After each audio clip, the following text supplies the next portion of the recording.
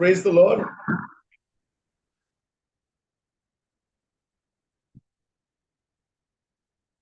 प्रभु को महान नाम धन्यवाद हो से आम सुंदर अवकाश देती उपस्थिति आसवा से प्रभु को धन्यवाद दिए पुणी आपण मान समस्त को बाइबल ट्यूटोरियल रो आज अध्याय में स्वागत जनाऊँ प्रभु आपण मान प्रत्येक को बाहुल्य रूपे आशीर्वाद देवे दिन प्रतिदिन प्रभु वाक्य जरिया आम सहित कथा होती प्रभु को नाम स्तुति प्रशंसा आदर महिमा गौरव जुगे जुगे हो आ से परमेश्वर महान परमेश्वर से सामर्थ्य परमेश्वर से वाक्य जरिया आम सहित से नियमित कथा होती आज आम द्वितीय कोरिन्थिय 7 अध्याय आम अध्ययन करने आप देखिए कोरिन्थिय मंडल लोक मैंने पाउलंकर वाक्य को किपरि ग्रहण करि भाव ग्रहण कर देखिपारे मु यार प्रसंग रखी शीर्षक रखी अनुतप्त मंडली जिते मंडली रे कौन पाप विषय कह जाए से अनुताप कर फेरी आसती द्वारा प्रभुकर दास माने सेवक माने गोटे आनंद पाती जहाँ आम जहाँ कहलु से अनुसार लोक मैंने परिवर्तित होती आज अध्याय को मुझे अनुतप्त मंडली कारण यही अध्याय देखिए पाउल कोरिन्थिय मंडल ख्रिस्टियान मान को किसी अनुताप करने से आम जदि प्रथम पद पढ़ा प्रथम पद द्वितीय कोरिन्थिय 7 पर्व तार प्रथम पद अतएव हे प्रिय माने यही समस्त प्रतिज्ञा प्राप्त हेबारु आस शरीर और आत्मार समस्त असुचितारु आपना आपना को सूची करू पुणी ईश्वर को भय करे पवित्रतारे सिद्ध हेउ एटी हमें देखो जे पाउल कोरिन्थिय मंडल विश्वासी मानकु असुचिता अपवित्रतारु फेरी पवित्र हेबा पई से कहू अतएव हे प्रिय माने এই সমস্ত প্রতিজ্ঞা উপর পদরে প্রতিজ্ঞা করা যাচ্ছে যে সে আমার পিতা হেবে আমি তাଙ୍କର সন্তান সন্ততি হেবা या सर्वशक्तिमान परमेश्वर कहती এইটা কহিলা পরে কହୁଛନ୍ତି हे প্রিয় মানে এই সমস্ত প্রতিজ্ঞা প্রাপ্ত হেবারু আস শরীর ও আত্মার সমস্ত অসুচিতারু আপনা আপনাকে সূচি করু খালি আত্মা को সূচি নুহে আমার শরীর মধ্য সূচি রহিবা দরকার केते बड़ कथा देखते कहते आज समय आम बाहिक पवित्रता देखा आभ्यंतरण पवित्रता देखा से कहते अनुताप करने देख तुम्हें बाहर भल देखा तुम्हें भाववाणी कौच तुम्हें परभाषा कौच तुम्हें आत्मिक दान पाइच कि तुम आभ्यंतरण जीवन भल नु तो से कौन कहते तुम्हें तुम शरीर आत्मार समस्त असुविधार अपना शुद्धि कर ईश्वर को भय कर पवित्रतार सिद्ध हो प्रिय भाई भौणी माने जिते बेले पर्यंत आपण आमे परमेश्वर को भय करिबा नै आमे पवित्रता सिद्ध होई परिबा जदि आपण को पवित्रता सिद्ध हो बोली चाहउछंती आपण बाहर कहा को भय करछंती कि नै बड़ कथा हमर जो भय एटा ऊपर ठाउरिया गोटे देखानिया जीवन माने से कंसारी घरर पारा यदि ठक ठक हेले डेइबो तापर चुप हो अरे ये तो रेगुलर कथा बोलला चर्च रे मध्य विश्वास में आसती टिके नियानी करती जिम्नास्टिक करती आउ से माने पळांती तो ए प्रथम पद से कोन कहउछंती पाउल अनुरोध करूछंती अपील करूछंती कोन जे तुमाने तुमरो असुचिता रु फेरी आसो आउ तार दुई पद रु आपण चारि पद पढिबा दुई पद रु चारि पद तुम्भ मानक हृदय रे आंभ मानक स्थान दियो आंभे माने काहारी अन्याय करिनाहु काहाकु नष्ट करिनाहु काहारी क्षति करिनाहु मु तुम्भ मानक दोष देवा निमंते एहा कहू नाही कारण मु पूर्व रे कहि अछि तुम्भे माने आंभ मानक हृदय रे एपरि स्थान पाइअछ जे मोल्ले आंभे माने एकत्र मरिबा पुनी बंचिले एकत्र बंचिबा तुम्भ मानक ठारे मोर संपूर्ण विश्वास अछि तुम्भ मानक विषय रे मोर अत्यंत दर्प मु सांत्वनारे परिपूर्ण आंभ मानक समस्त क्लेश रे मोर आनंद उछुली पड़ुअछि एठी से कोन करछन्ती रिक्वेस्ट करछन्ती प्रथम रे से गोटे निष्पत्ति नै अनुरोध करछन्ती एठी तार आगो को से बढ़ी कि कोन कहउछन्ती दुई पद रु चारि पद रे ପାଉଲ କଣ କହୁଛନ୍ତି ଯେ ତୁମମାନଙ୍କ ହୃଦୟରେ ଆମକୁ ଟିକେ ଜାଗା ଦିଅ। କୋଉଠି ଜାଗା ଦିଅ? ତୁମମାନଙ୍କ ହୃଦୟରେ ଟିକେ ଆମକୁ ରୁମ୍ ଟିକେ ଦିଅ। ବେଳେ ବେଳେ ଦେଖିବେ ଲୋକମାନଙ୍କ ଘରେ ଆମମାନଙ୍କ ପାଇଁ ଜାଗା ଥିବ। ଲୋକ କଣ କହନ୍ତି, ଆଜ୍ଞା ଆସିଲେ ଖାଇଲେ ପିଇଲେ ଭଲ ଯାଆନ୍ତୁ, କିନ୍ତୁ ଆପଣ ଆମ ହୃଦୟରେ ବସା ହେଇପାରିବେନି। ଅନେକ ଘରେ ଆମେ ଯାଉ, ପ୍ରଚାର କରିକି ଯାଉ, ଆମକୁ ଆତିଥ୍ୟ କରନ୍ତି କିନ୍ତୁ ଆମ ବାକ୍ୟକୁ ଗ୍ରହଣ କରନ୍ତିନି। ଆମକୁ ଗ୍ରହଣ କରନ୍ତି, ବାକ୍ୟକୁ ଗ୍ରହଣ କରନ୍ତି ନାହିଁ। ଏଇଠି ପାଉଲ କହୁଛନ୍ତି ଟିକେ ତୁମ ହୃଦୟରେ ଆମମାନଙ୍କୁ ଜାଗା ଦିଅ। କାହିଁକି ସେ କହୁଛନ୍ତି 7:2 ପଦରେ ଯେ ଆମେ ମାନେ କେବେ ତୁମମାନଙ୍କୁ ଅନିଷ୍ଟ କରିନାଉ, କାହାର ନଷ୍ଟ କରିନାଉ, କାହାର କ୍ଷତି କରିନାଉ। ଆମେ ଦେଖନ୍ତୁ କେତେ ସୁନ୍ଦର କଥା, ଆମେ କାହାରି ନଷ୍ଟ କରିନାଉ। ତାପରେ ସେ ସେଇଥିପାଇଁ କହୁଛନ୍ତି ତୁମ ହୃଦୟରେ ଟିକେ ଆମକୁ ଜାଗା ଦିଅ, ହୃଦୟରେ ଜାଗା ଦିଅ। ଏତେ ସୁନ୍ଦର ଭାବରେ କହୁଛନ୍ତି। ଦେଖନ୍ତୁ ତୁମମାନଙ୍କର ଦୋଷ ଦେବା ନିମନ୍ତେ ଏହା କହୁନାହିଁ, ତେଣୁ ମୁଁ ପୂର୍ବରେ କହିଅଛି ତୁମେ ମାନେ ଆମ୍ଭମାନଙ୍କ ହୃଦୟରେ ଏପରି ସ୍ଥାନ ପାଇଅଛ ଯେ ମଲେ ଆମ୍ଭେ ମାନେ ଏକତ୍ର ମରିବା, ପୁଣି ବଞ୍ଚିଲେ ଏକତ୍ର ବଞ୍ଚିବା। ମାନେ ଏଇ ବିଶ୍ୱାସୀ ମାନେ, କରନ୍ତୀୟ ମଣ୍ଡଳୀ ବିଶ୍ୱାସୀ ମାନେ ପାଉଲଙ୍କ ହୃଦୟରେ ଘର କରିଦେଇଛନ୍ତି। ପାଉଲ ଭଡା ଘର ରହୁଛନ୍ତି, କିନ୍ତୁ ଏମାନେ ତାଙ୍କ ହୃଦୟରେ ବସା କରୁଛନ୍ତି। ଆଉ ସେ କଣ ବୋଲି କହୁଛନ୍ତି, ଏବେ ତୁମମାନଙ୍କ ହୃଦୟରେ ଟିକେ ଆମକୁ ଜାଗା ଦିଅ। ତାପରେ ଆମେ ଦେଖିବା 5 ପଦରୁ 7 ପଦ। କାରଣ ମାକିଦୋନିଆରେ ଉପସ୍ଥିତ ହେଲାଉତାରେ ମଧ୍ୟ ବାହାରେ ଯୁଦ୍ଧ ଓ ଭିତରେ ଭୟ, ଏହିପରି ସର୍ବପ୍ରକାରେ କ୍ଲେଶ ଭୋଗ କରିବାରୁ ଆମ୍ଭମାନଙ୍କ ଶରୀର ସୁଦ୍ଧା ବିଶ୍ରାମ ପାଇଲା ନାହିଁ। ତଥାପି ଭଗ୍ନୋତ୍ସାହମାନଙ୍କୁ ସାନ୍ତ୍ୱନା ଦିଅନ୍ତି ଯେ ଈଶ୍ୱର ସେ ତିତସଙ୍କ ଆଗମନ ଦ୍ୱାରା ଆମ୍ଭମାନଙ୍କୁ ସାନ୍ତ୍ୱନା ଦେଲେ, ଆଉ କେବଳ ତାଙ୍କ ଆଗମନ ଦ୍ୱାରା ନୁହେଁ, କିନ୍ତୁ ଯେଉଁ ସାନ୍ତ୍ୱନା ଦ୍ୱାରା ସେ ତୁମ୍ଭମାନଙ୍କ ବିଷୟରେ ସାନ୍ତ୍ୱନା ପ୍ରାପ୍ତ ହୋଇଥିଲେ ତାହା ଦ୍ୱାରା ମଧ୍ୟ ସାନ୍ତ୍ୱନା ଦେଲେ। କାରଣ ସେ ତୁମମାନଙ୍କ ଆଗ୍ରହ, ତୁମମାନଙ୍କ ବିଳାପ, ମୋ ସପକ୍ଷରେ ତୁମମାନଙ୍କ ଉଦ୍ଯୋଗ ବିଷୟ ଆମମାନଙ୍କୁ ଜଣାଇଲେ, ସେଥିରେ ମୁଁ ଆହୁରି ଅଧିକ ଆନନ୍ଦିତ ହେଲି। ଏଠି ପାଉଲ ତାଙ୍କର ଆଶ୍ୱାସନା ବା ଯୋଉ ସେ ଆରାମ ପାଇଲେ ସେଇଟା ସେ କହୁଛନ୍ତି। ସେ କେମିତି ମନରେ ଦ୍ୱନ୍ଦ୍ୱ ଥିଲା, କାରଣ ମାକିଦୋନିଆରେ ଉପସ୍ଥିତ ହେଲା ଉତ୍ତାରେ ମଧ୍ୟ ବାହାରେ ଯୁଦ୍ଧ, ଭିତରେ ଭୟ। ଭାବି ଦେଖନ୍ତୁ, ବାହାରେ ଯୁଦ୍ଧ, ଭିତରେ ଭୟ, ଏହିପରି ସର୍ବ ପ୍ରକାରେ କ୍ଲେଶ ଭୋଗ କରିବାରୁ ଆମମାନଙ୍କ ଶରୀର ମଧ୍ୟ ବିଶ୍ରାମ ପାଇଲା ନାହିଁ। ତଥାପି ଭଗ୍ନୋତ୍ସାହ ମାନଙ୍କୁ ସାନ୍ତ୍ୱନା ଦିଅନ୍ତି ଯେ ଈଶ୍ୱର ସେ ତିତସଙ୍କ ଆଗମନ ଦ୍ୱାରା ଆମମାନଙ୍କୁ ସାନ୍ତ୍ୱନା ଦେଲେ। ଦେଖନ୍ତୁ ବେଳେ ବେଳେ ଆମମାନଙ୍କ ଘରେ ପ୍ରଭୁଙ୍କ ଲୋକମାନେ ଆସିବା ଦ୍ୱାରା ଆମକୁ ଆରାମ ଲାଗେ, ଆମକୁ ଭଲ ଲାଗେ। ଆଜି ଆମେ ରାତିରେ ବାହାରିଲୁ, କୋରାପୁଟରେ ମିଟିଂ ସାରିକି ବାହାରିଲୁ, ଆମେ କଟକ ଯିବା କଥା, ଆମେ ଭୁବନେଶ୍ୱର ଓହ୍ଲେଇଲୁ।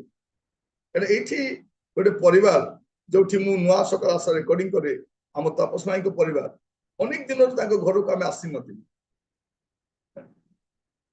ଭାଇ କେବେ ଆପଣ ଆସିବେ, ଭାଇ ଆପଣ କେବେ ଆସିବେ? ଆଜି ଆମେ ଭୁବନେଶ୍ୱର ଓହ୍ଲେଇଲୁ, ଭାଇ ଆମକୁ ବରମୁଣ୍ଡାରେ ନେବା ପାଇଁ ଆସିଥିଲେ, ଆଉ ସେଠୁ ସେ ତାଙ୍କ କାରରେ ଘରକୁ ଆଣିଲୁ। ତାଙ୍କ ଘରୁ ଆଜି ମୁଁ କରୁଛି, ଜଷ୍ଟ ଗୋଟେ 2 ଘଣ୍ଟା ତାଙ୍କୁ ଦେଖିକି ଯିବା ପାଇଁ ଆମେ ଓହ୍ଲେଇଲୁ। ଅବି ଆମେ ପୁଣି ରେଡି ହେଇକି ବାଲେଶ୍ୱର ପାଇଁ ବାହାରିବୁ। ବାଲେଶ୍ୱରରେ 3 ଦିନର ଡିସାଇପଲ୍ସ ଟ୍ରେନିଂ କ୍ୟାମ୍ପଟା ଅଛି, ସେଇଥିପାଇଁ ଆମେ ବାହାରିବୁ।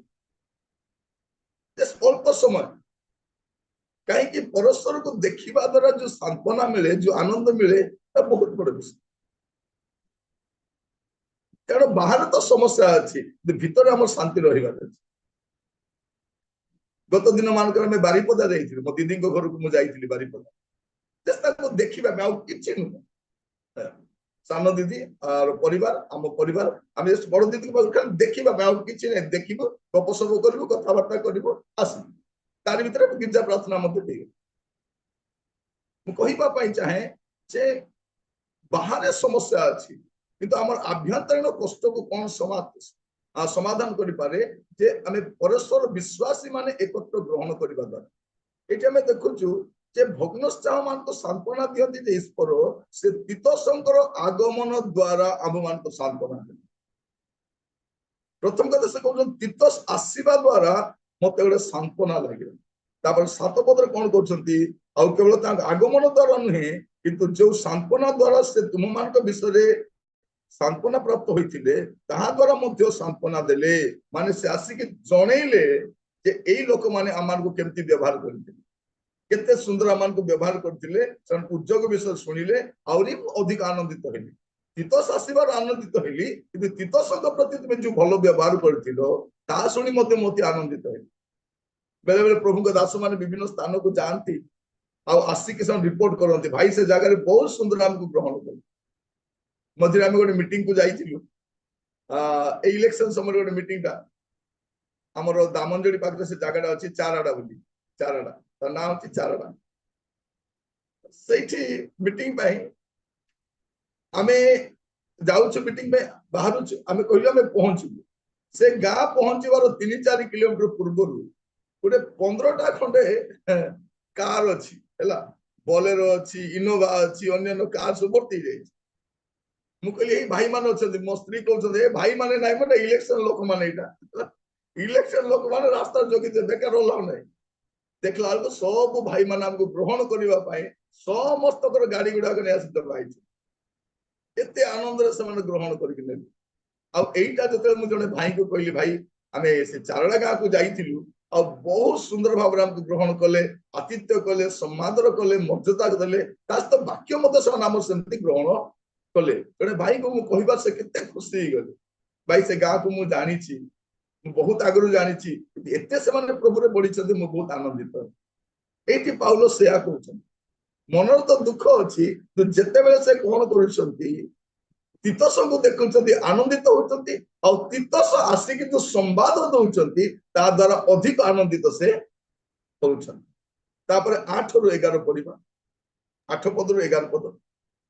ଯେଣୁ ମୋହର ପତ୍ର ଦ୍ୱାରା ଯଦ୍ୟପି ମୁଁ ତୁମ୍ଭମାନଙ୍କୁ ଦୁଃଖ ଦେଲି, ତଥାପି ମୁଁ ସେଥି ସକାଶେ ଦୁଃଖିତ ନୁହେଁ। ସେହି ପତ୍ର ତୁମ୍ଭମାନଙ୍କୁ ଅଳ୍ପ କାଳ ନିମନ୍ତେ ସୁଦ୍ଧା ଦୁଃଖ ଦେଇଥିବାର ଦେଖି ମୁଁ ଦୁଃଖିତ ହୋଇଥିଲେ ସୁଦ୍ଧା ଏବେ ଆନନ୍ଦ କରୁଅଛି। ତୁମ୍ଭେମାନେ ଯେ ଦୁଃଖିତ ହେଲ ସେଥିପାଇଁ ନୁହେଁ, ମାତ୍ର ତୁମ୍ଭମାନଙ୍କର ଦୁଃଖ ଯେ ତୁମ୍ଭମାନଙ୍କ ମନ ପରିବର୍ତ୍ତନର କାରଣ ହେଲା ଏଥିପାଇଁ, ଯେଣୁ ଆମ୍ଭମାନଙ୍କର ଦ୍ୱାରା ତୁମ୍ଭମାନଙ୍କର ଯେପରି କୌଣସି କ୍ଷତି ନ ହୁଏ ସେଥିପାଇଁ ତୁମ୍ଭେମାନେ ଈଶ୍ୱରଙ୍କ ଇଚ୍ଛା ଅନୁସାରେ ଦୁଃଖ ପ୍ରାପ୍ତ ହେଲ। କାରଣ ଈଶ୍ୱରଙ୍କ ଇଚ୍ଛା ଅନୁସାରେ ଯେଉଁ ଦୁଃଖ ତାହା ପରିତ୍ରାଣ ନିମନ୍ତେ ଏପରି ମନ ପରିବର୍ତ୍ତନ ଜନ୍ମାଏ ଯାହା ସକାଶେ ଅନୁତାପ କରିବାକୁ ପଡେ ନାହିଁ, ମାତ୍ର ସାଂସାରିକ ଦୁଃଖ ମୃତ୍ୟୁ ଜନ୍ମାଏ। ଯେଣୁ ଦେଖ, ଈଶ୍ୱରଙ୍କ ଇଚ୍ଛା ଅନୁସାରେ ତୁମ୍ଭେମାନେ ଏହି ଯେଉଁ ଦୁଃଖ ପାଇଲ ତାହା ତୁମ୍ଭମାନଙ୍କ ଠାରେ କେତେ ଉତ୍ସାହ, ହଁ କେତେ ଅଭିଯୋଗ ଖଣ୍ଡନ, ହଁ କେତେ ବିରକ୍ତି, ହଁ କେତେ ଭୟ, ହଁ କେତେ ଆଗ୍ରହ, ହଁ କେତେ ଉଦ୍ଯୋଗ, ହଁ କେତେ ପ୍ରତିକାର ଜନ୍ମାଇ ଅଛି। ଏ ବିଷୟରେ ତୁମ୍ଭେମାନେ ସମ୍ପୂର୍ଣ୍ଣ ନିର୍ଦ୍ଦୋଷ ବୋଲି ପ୍ରମାଣ ଦେଇଅଛ। ଏଠି ପାଉଲ କହୁଛନ୍ତି ଯେ ଆମେ ଯୋଉ କଥା କହିଲୁ ତୁମମାନଙ୍କୁ, ତୁମେ ଅନୁତାପ କର। ଆଜିର ପ୍ରସଙ୍ଗ ଶୀର୍ଷକ ହଉଛି ଅନୁତପ୍ତ ମଣ୍ଡଳୀ। ଅନୁତପ୍ତ ମଣ୍ଡଳୀ, ଦେଖନ୍ତୁ ମଣ୍ଡଳୀ ଯେତେବେଳେ କୌଣସି ଦୁର୍ବଳତା ବିଷୟରେ ଶୁଣେ, ମଣ୍ଡଳୀ ସାମୂହିକ ଭାବରେ କଣ ହେବା ଦରକାର, ଅନୁତପ୍ତ ହେଇ ଫେରିବା ଦରକାର, ଅନୁତପ୍ତ ହେଇ ଫେରିବା ଦରକାର। କିନ୍ତୁ ଆଜିର ସମୟରେ ଆମେ ଯୋଉ ସପ୍ତଗ୍ରୀବ ହଉଛୁ ସେଟା ଅସୁବିଧା। ସଂଶୋଧନ କରିବା ପାଇଁ ପ୍ରଭୁ ତାଙ୍କ ଦାସ ମାନଙ୍କୁ ପଠାନ୍ତି। ଏଠି ସେ କହୁଛନ୍ତି ମୁଁ ପତ୍ର ଲେଖିଲି, ଯୋଉ ପତ୍ର ଲେଖିବା ଦ୍ୱାରା ତୁମମାନଙ୍କୁ ଟିକେ ଦୁଃଖ ଲାଗିଥିବ।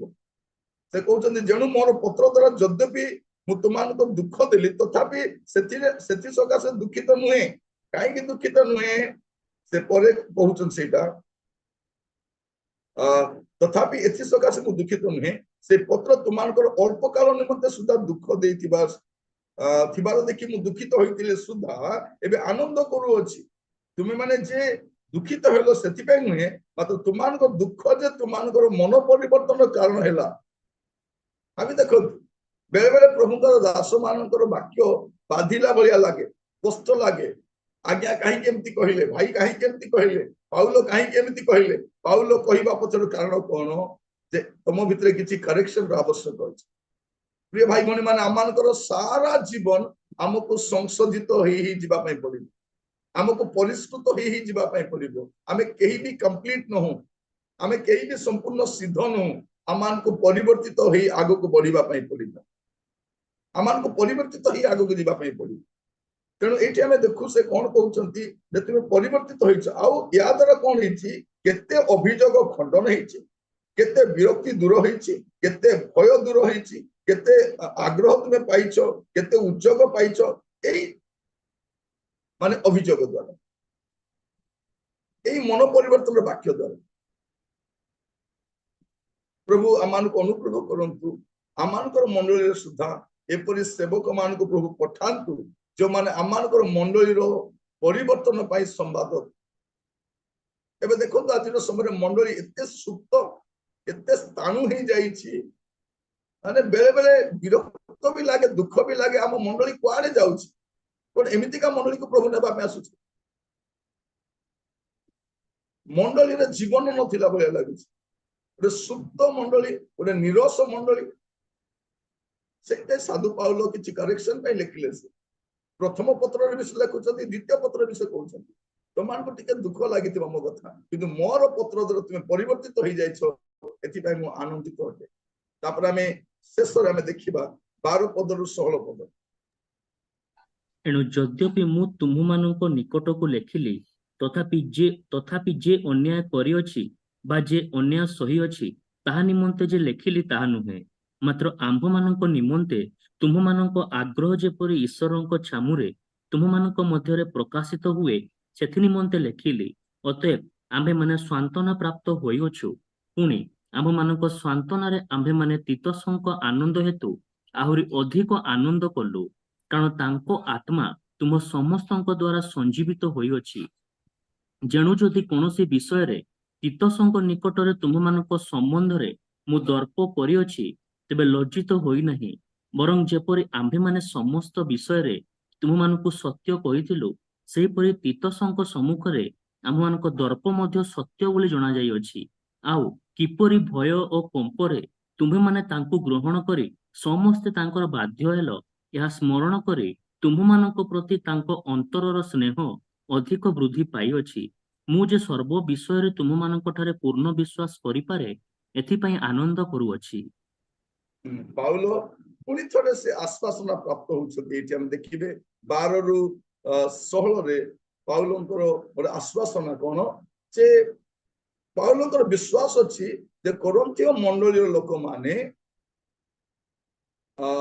तांकर वाक्य को कि प्रकार से माने प्रत्युत्तर देबे प्रथम विषय से माने केमति कले से माने आग्रहर सहित तीतसंको ग्रहण कले आजिकाली अनेक मंडली देखिबे गोटे पालक को ग्रहण करेंगे आ द्वितीय पालक आसले ग्रहण करेंगे आप देखिए अनेक मंडली गुड़ा करे पालक जो परिवर्तन हुंती एते विशृंखला एते अशांति एते गंडगोल हुए से पालक न पारिले मध्य मु थिबी बोली कहउछन मरिबा पर्यंत थिबी आउ के आसीबा पय होबो नै अन्य को ग्रहण कर नाराज जदि से बदली तांको ट्रांसफर ही जाए बा रिटायरमेंट भी जानती से गोटे विशृंखला करके जानती से कहती ना या ग्रहण करो ये भल लोक जड़े ये मो ठार बहुत सुंदर प्रचार करती जड़े युवक सेवक ये बहुत उद्योगी लोक मु जहाँ कली कली धन्यवाद किंतु या ग्रहण कर एमती कहे ना परे परे जान देख ये केमतिका लोक मु आगु कहीं माने गोटे सन्देहर कंटा बाड़े दी पलि कौन करेंगे गोटे सन्देहर कंटा बाड़े दी पलि लोक से सन्देह दुईटा विषय कहते गोटे जे से माने आग्रह रे तीतस को ग्रहण कले देखो कौन कहते 13 पदरे पुणी आम मान सांत्वना आम्भे माने तीतस आनंद हेतु आहुरी अधिक आनंद कलु कारण ताहांकर आत्मा तुमान द्वारा संजीवित होई अछि देखो तो ये माने कौन करता आत्मा को संजीवित करवा मंडली शरीर को नहीं आत्मा को संजीवित एमती का आनंद देइछंती से आनंदित आ 12-13 पद आमे देखु कौन सेठी जे से माने अनुतप्त होइछन से कौन करछन देखो 12 पद रे एनु यद्यपि मु तुमान को निकट को लिखिली तथापि जे अन्याय करि अछि बा जे अन्याय सही अछि ता निमंते जे लिखि अछि ता नुहे मात्र आंभ मान ମାତ୍ର ଆମ୍ଭମାନଙ୍କ ନିମନ୍ତେ ତୁମମାନଙ୍କର ଆଗ୍ରହ ଯେପରି ଈଶ୍ୱରଙ୍କ ଛାମୁରେ ତୁମମାନଙ୍କ ମଧ୍ୟରେ ପ୍ରକାଶିତ ହୁଏ ଏଥି ନିମନ୍ତେ ଲେଖିଲି। ଅତଏବ ଆମେମାନେ ସାନ୍ତ୍ୱନା ପ୍ରାପ୍ତ ହେଉଅଛୁ। ମୁଁ ଲେଖିଲି କଣ ପାଇଁ? ଆଉ ତୁମେ ଅନୁତପ୍ତ ହେଲ, ଆଉ ତୁମେ ପାପ ଗୁଡିକ ପରିତ୍ୟାଗ କଲ। ତେଣୁ ମୁଁ ଆଜିର ପ୍ରସଙ୍ଗରେ ଅନୁତପ୍ତ ମଣ୍ଡଳୀ ଯେତେବେଳେ ମଧ୍ୟ ସଂଶୋଧନର କଥା ଆସେ, ପ୍ରିୟ ଭାଇ ଭଉଣୀ ମାନେ ମୁଁ ଆପଣମାନଙ୍କୁ କହିବା ପାଇଁ ଚାହେଁ, ଆପଣଙ୍କ ଜୀବନରେ ଯେତେବେଳେ ମଧ୍ୟ ପ୍ରଭୁ ଆପଣଙ୍କୁ ସଂଶୋଧିତ କରିବା ପାଇଁ ଚାହାନ୍ତି, ୟେସ୍ ଲର୍ଡ ବୋଲି ଆପଣ କହିବା ଦରକାର। ଲର୍ଡ ଆଇ ଏମ୍ ସରି, ମୁଁ ଦୁଃଖିତ ପ୍ରଭୁ, এইটা ଆପଣଙ୍କ ଜିଭାରେ ଆସିବା ଦରକାର। ଯେ ଶକ୍ତ ଗ୍ରୀବ ହବ ସେ ପ୍ରତିକାର ବିନୁ ଭଗ୍ନ ହବ ଲେଖା ଅଛି, ଆଉ ସେ ପରିବର୍ତ୍ତିତ ହେଇପାରିବନି। ତେଣୁ ପ୍ରଭୁଙ୍କର ବାକ୍ୟ ଯେତେବେଳେ ଆପଣଙ୍କ ଗତିକି ଆସୁଛି, ଆପଣ କଣ କରିବା ଦରକାର? ସାଦରେ ଗ୍ରହଣ କରିବା ଦରକାର। ଆଉ କରନ୍ତୀୟ ମଣ୍ଡଳୀ ଲୋକମାନେ ସାଦରେ ଗ୍ରହଣ କଲେ, ଯଦିଓ ତାଙ୍କୁ କଷ୍ଟ ଲାଗୁଛି ପାଉଲଙ୍କର ଶିକ୍ଷା, କିନ୍ତୁ ପାଉଲଙ୍କର ଶିକ୍ଷା ଯେ କେତେ ଜରୁରୀ ଥିଲା। ପ୍ରଥମରେ ସେ କଣ ବୋଲି କହୁଛନ୍ତି? ତୁମାନେ ଅନୁତପ୍ତ ହୁଅ, ତୁମାନଙ୍କ ଶରୀର ଆତ୍ମାକୁ ପବିତ୍ର କର, ସବୁ ଅଶୁଦ୍ଧତା ଦୂର କର, ଆଉ ପ୍ରଭୁଙ୍କୁ ଭୟ କରି ପବିତ୍ରତା ସୂଚି ହୁଏ। ଲୋକମାନେ ସାଦରେ ଗ୍ରହଣ କଲେ, ସେମାନେ ଅନୁତପ୍ତ ହେଲେ, ସେମାନେ ପରିବର୍ତ୍ତିତ ହେଲେ ଏବଂ ତିତସଙ୍କୁ ମଧ୍ୟ ଗ୍ରହଣ କଲେ। ଏହା ସାଧୁ ପାଉଲ ଏଇ ଅଧ୍ୟାୟରେ ଆମମାନଙ୍କୁ କେତେ ସୁନ୍ଦର ଭାବରେ ଗୋଟିଏ ସେବକ ଆଉ ଗୋଟେ ସେବକକୁ ଗ୍ରହଣ କରୁଛନ୍ତି। ପାଉଲଙ୍କ ଭଳିଆ ସେବକ ତିତସଙ୍କୁ ଗ୍ରହଣ କରୁଛନ୍ତି, ତିମୋଥୀଙ୍କୁ ଗ୍ରହଣ କରୁଛନ୍ତି। ତାଙ୍କର ପତ୍ର ଗୁଡାକ ଦେଖୁଛୁ ସାଧାରଣ ଲୋକମାନଙ୍କ କଥା। ଆମେ କେବେ ବି ଚାହୁଁନାହୁଁ ଆମ ଷ୍ଟେଜରେ ଅନ୍ୟ କେହି ବସୁ, ଆମ ସହିତ କେହି ବସୁ, ଆମ ସହିତ ଷ୍ଟେଜ ସେୟାର କରୁ, କିନ୍ତୁ ପାଉଲ ସମସ୍ତଙ୍କୁ ସମାନ ଭାବରେ ମର୍ଯ୍ୟାଦା ଦଉଛନ୍ତି, ଧନ୍ୟବାଦ ଦଉଛନ୍ତି। ଆଜି ସେ ତିତସଙ୍କ ପାଇଁ ମଧ୍ୟ ସେ କହୁଛନ୍ତି ମୋର ଭାଇ ତିତସ, ତାଙ୍କୁ ନ ଦେଖିବାରୁ ମୁଁ କଷ୍ଟ ପାଉଥିଲି, ଆସିବାରୁ ମୁଁ ଏବେ ଆଶ୍ୱାସନା ପାଉଛି, ଆଉ ତୁମେ ମାନେ ମଧ୍ୟ ତାଙ୍କୁ ଗ୍ରହଣ କଲ, ଏଇଟା ମୁଁ ଶୁଣି ବହୁତ ଆନନ୍ଦିତ ହଉଛି। ଆଉ ତୁମେ ଅନୁତପ୍ତ ହେଲ, ମୋର ପତ୍ର ଦ୍ୱାରା ହୁଏତ ତୁମକୁ ଟିକେ କଷ୍ଟ ଲାଗିଲା, କିନ୍ତୁ ମୋର ପତ୍ରକୁ ତୁମେ କଣ କଲ? ସାଦରେ ଗ୍ରହଣ କଲ, ସେଥିପାଇଁ ମୁଁ ଆନନ୍ଦିତ ବୋଲି କହୁଛି। ତେଣୁ ଏଇଟା ହଉଛି ଗୋଟେ ଅନୁତପ୍ତ ମଣ୍ଡଳୀର କାହାଣୀ, ମନ ପ୍ରେରଣ କରିଥିବା ମଣ୍ଡଳୀର କାହାଣୀ। ପ୍ରାର୍ଥନା କରିବି। ଅନୁଗ୍ରହକାରୀ ପିତା ପରମେଶ୍ୱର, ଆମେ ଆପଣଙ୍କୁ ଧନ୍ୟବାଦ ଦଉଛୁ। ଆପଣ ମହାନ ସାମର୍ଥ୍ୟ ଅଟନ୍ତି